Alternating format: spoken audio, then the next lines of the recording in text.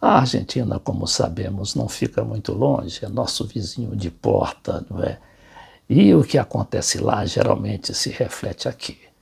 Então, por isso, é importante a gente analisar o que está acontecendo, né? Sobretudo depois que 5 ministros ligados à vice-presidenta Cristina Kirchner colocaram seus cargos à disposição, numa tentativa de dar uma chacoalhada no governo, que estava respondendo muito timidamente às causas que geraram aquela derrota e que se concentram sobretudo na economia, não é? Com a economia caindo quase 10% por causa da pandemia e também por falta de ação governamental, e o desemprego também subindo 10% durante essa mesma pandemia.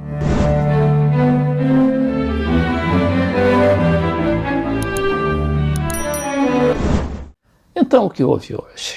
5 ministros ligados a Cristina Kirchner colocaram seus cargos à disposição do presidente, depois de esperar em vão medidas realmente impactantes para enfrentar aquela crise, não é?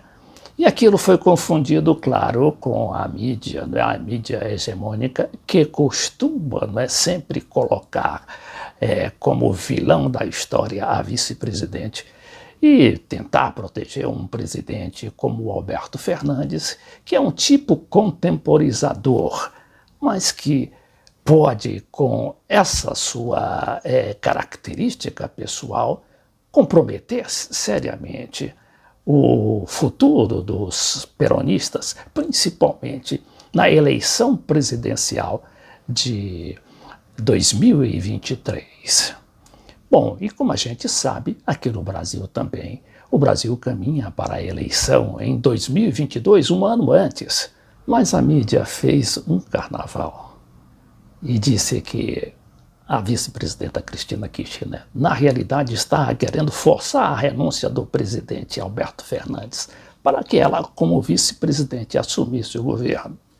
Era algo insólito, inclusive, não é?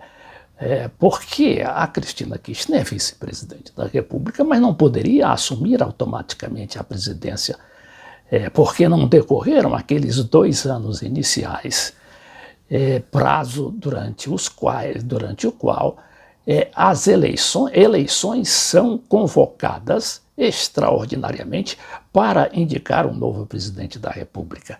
E imagine só a Cristina querendo o lugar do Alberto Fernandes. Como?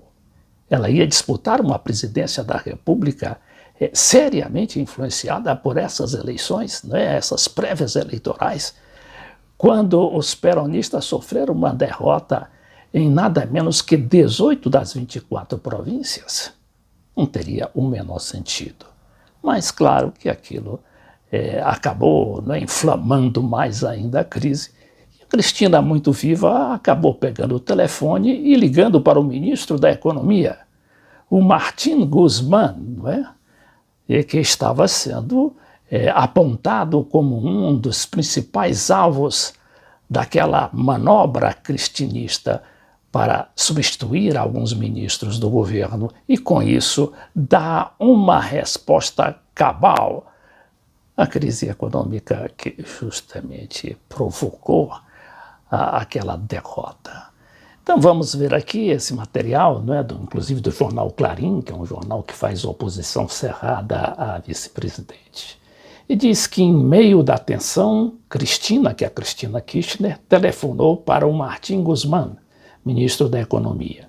Aí diz que o gabinete presidencial está em estado de ebulição total depois da decisão dos funcionários leais à vice-presidente. Aqui tem vários dos ministros, e não foram só esses os ministros que colocaram à disposição seus cargos à disposição do presidente, como também outros diretores importantes, como ali da Receita Federal. Na verdade, houve um certo descuido para com a crise econômica, não é? E seus efeitos devastadores, principalmente sobre a população pobre, não é? Que constitui a grande massa de votantes dos peronistas e dos kirchneristas. porque os kirchneristas são a principal corrente hoje do peronismo. Há os kirchneristas que são mais defendem a inclusão social e a maior presença do Estado, e aquele peronismo mais acomodado, que praticamente não é só luta para preservar cargos e outras vantagens pessoais. E aqui vai dizendo que a crise econômica, isso aqui é um material do jornal El País da Espanha, mas que retrata muito bem a situação, que a crise se sente na rua. A inflação ronda os 50%, e cresceu o desemprego em 10,2%. O fechamento de comércios e indústrias durante a pandemia mudou o humor social. O governo tentou reverter a situação com ajudas através do salário e de empresas durante o ano de 2020. Mas a falta de crédito externo e a necessidade de fechar um acordo com o FMI levaram a Guzmán, que é o ministro da Economia, a limitar os planos sociais durante o ano de 2021. Tá aí. O Martín Guzmán, inclusive, foi um dos ministros escolhidos segundo, de acordo com a própria vice-presidente, porque o Martín Guzmán era um daqueles economistas indicados e teria sido, e foi também um dos auxiliares do Prêmio Nobel da Paz, Joseph Stiglitz, um dos poucos progressistas no mundo que foram contemplados com aquele prêmio mundial. O movimento em torno da colocação dos cargos à disposição partiu justamente do ministro do Interior, o jovem ministro Eduardo Vado de Pedro. O ministro fez a carta ao presidente, se colocando à disposição, o seu cargo à disposição para facilitar qualquer negociação que encaminhasse uma solução mais impactante, que realmente tivesse repercussão e que a população pobre se sentisse mais protegida diante daquela política do governo que acabou sacrificando principalmente os pobres da Argentina. O ministro, então, escreveu uma carta amável ao presidente, dizendo que se sentia no dever de colocar seu cargo à disposição, inclusive para deixar o presidente totalmente à vontade para adotar a política que achasse mais conveniente à situação atual. Só que antes dele fazer a carta, ele fez um tweet, em que ele repete uma frase do ex-presidente Néstor Kirchner e marido, já falecido, da atual vice-presidenta Cristina Kirchner, dizendo o seguinte: não fiquem esperando aí um milagre. Como querendo dizer, o governo não pode ficar manietado eternamente e não dar respostas positivas e concretas às necessidades que impõe o quadro eleitoral. O presidente Alberto Fernandes não respondeu diretamente, nem deu declarações sobre os acontecimentos, ou seja, sobre essa posição dos ministros ligados a Cristina. Mas deixou transparecer, nessa manchete aqui do jornal La Nación, que também é um jornal oposicionista e joga contra Cristina. Então diz assim: crise, decepcionado com La Cámpora. La Cámpora é um movimento de juventude chefiado pelo filho da Cristina Kirchner, o deputado Kirchner, Máximo Kirchner, e que tem no Vado Pedro, esse primeiro-ministro, colocou o cargo à disposição e que também motivou os outros a procederem da mesma maneira num aparente movimento da presidenta Cristina Kirchner para pressionar o governo por mais medidas concretas diante da crise.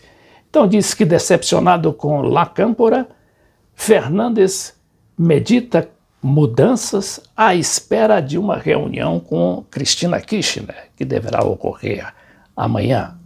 Seja como for, o fato é que o Alberto Fernandes, que tinha ali se acomodado, não é, com seus ministros, a maioria deles, não é, de homens de sua confiança, ou de um outro setor do peronismo mais vinculado à acomodação e não ao enfrentamento da crise, tanto política quanto econômica. E aí o presidente deixa de contemporizar e vai realmente ouvir as suas bases políticas e principalmente aquele setor mais identificado com as políticas que a Cristina Kirchner adotou durante o seu governo e que foram as grandes, não é, medidas de inclusão social e de maior presença do Estado na economia. Estas teses, por sinal, é que estão vencendo todas as eleições na América Latina, né? E que começou justamente na Argentina com a virada, né, contra o governo Macri, né? O governo Macri que havia derrotado o candidato da Cristina em 2015, prometendo tudo, prometendo mais democracia, menos corrupção, e acabou afundando o país naquele empréstimo do FMI, que também amarrou o governo atual, que não pode fazer nada se não pagar aquele empréstimo de 5 bilhões de dólares, condicionando também todas as medidas.